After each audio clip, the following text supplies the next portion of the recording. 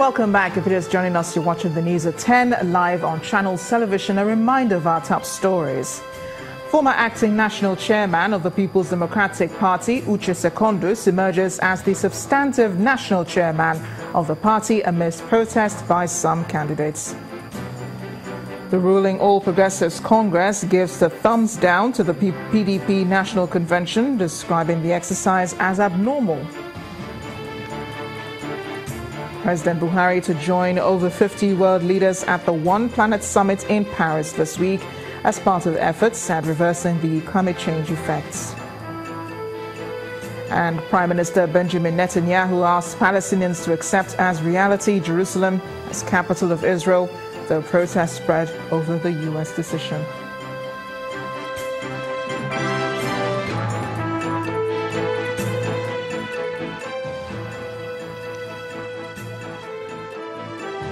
For more on our top stories and others, please visit our websites channelstv.com and youtube.com/channelsweb.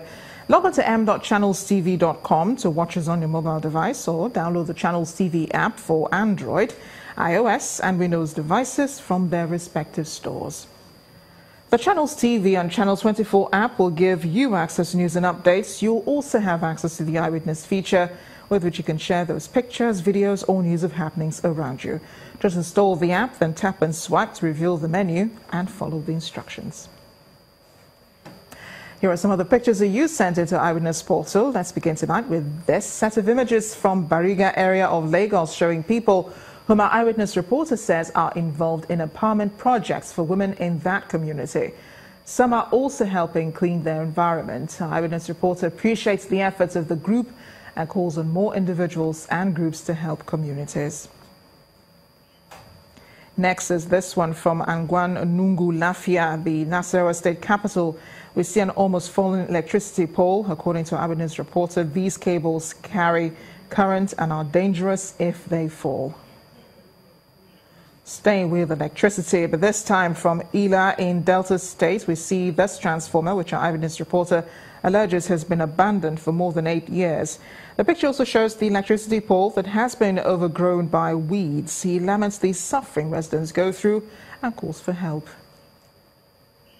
Our final image tonight is from Ilorin, the Kwara state capital, showing people and the police vehicle, which our Eyewitness reporter alleges had almost crushed some men of the State Traffic Control Unit as a result of careless driving by the policeman. He calls for caution.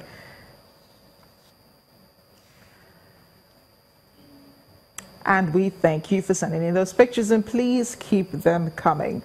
The Benue State Governor Samuel Ortom has appealed to security agencies to clamp down on anyone or groups bearing illegal arms and ammunition to curb violence ahead of the next general elections. He made the call while playing host to political groups who came to demonstrate their support for his administration at the Government House, Makurdi, the Benue State capital. Governor Samuel Ortom acknowledging cheers from hundreds of groups from Sankara axis of the state who gathered at the Government House to endorse him for a second term.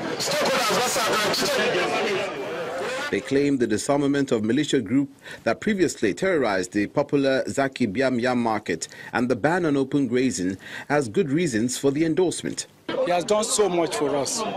One, in terms of security, he has been able, the moment he was sworn in, he introduced amnesty and recovered arms from most of the criminals in Sankara and Benue at large. He did not only receive the arms, he also pursued those ones that refused to hand over and are continued to do engage in criminal activities.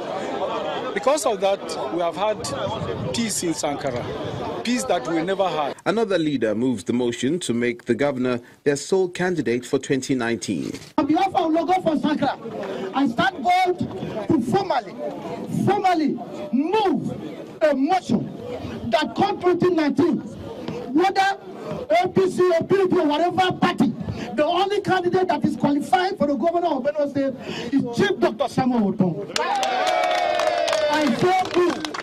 After the public endorsement, Governor Ortom calls for non-violent political conduct and a promise to cut down the state wage bill from 7.8 to 4.5 billion naira monthly.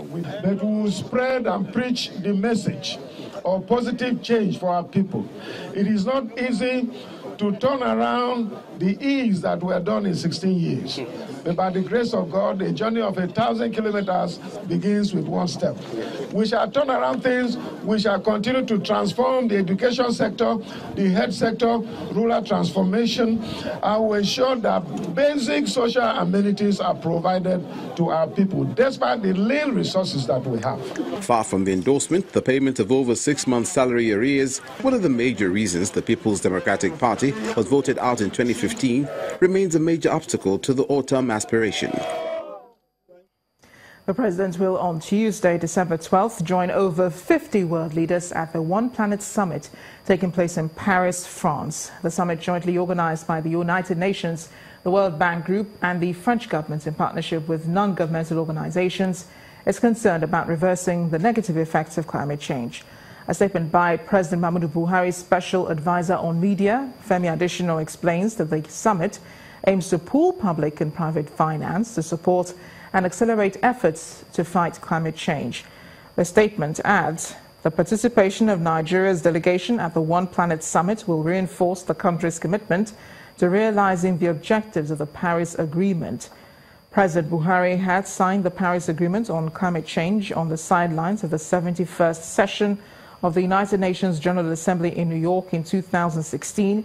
He followed that by signing the instrument of ratification of the Paris Agreement back home in Abuja on March 28, 2017, making Nigeria the 146th party to the Paris Treaty. Before the summit, President Buhari will attend a lunch to be hosted by French President Emmanuel Macron for heads of states and governments at the Élysée Palace.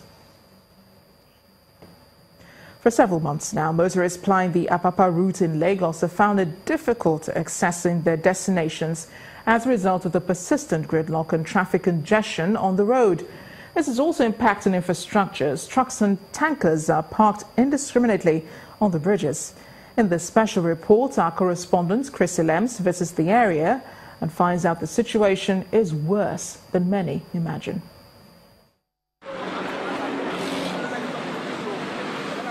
Tag it the mother of all gridlock, and you may not be wrong.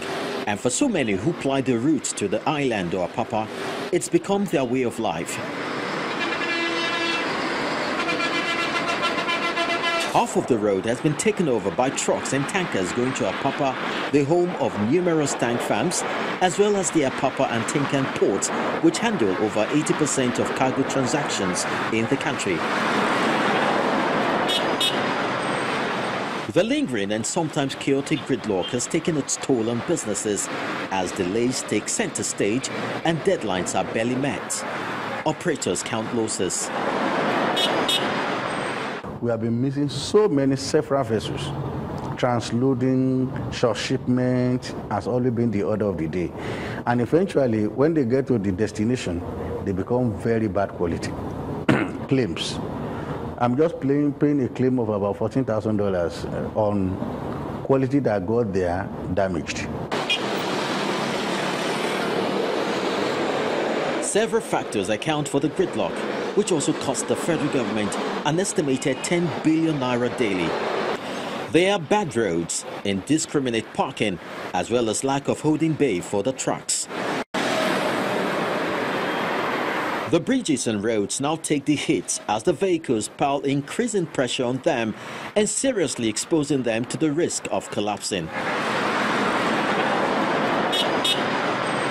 The stadium overhead bridge in Surulere, for example, is about 200 meters long and has become a holding bay to 21 trucks or tankers, with each approximately weighing 40 tons when empty. This means that over 800 tons of dead weight impact the structure at every given point, with a possibility of joint expansion and stressed out pillars.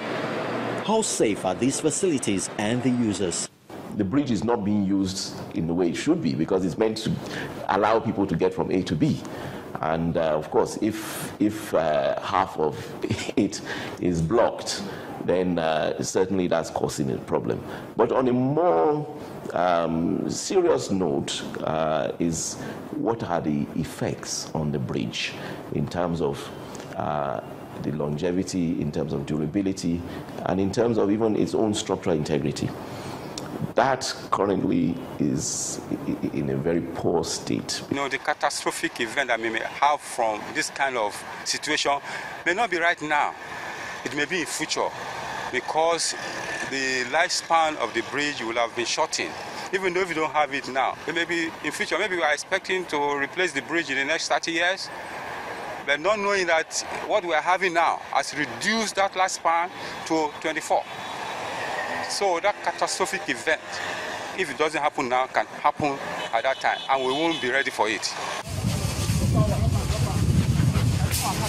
For now, construction of a 2-kilometer Papa Wharf Road is ongoing for a contract sum of 4.3 billion naira under a public-private sector arrangement.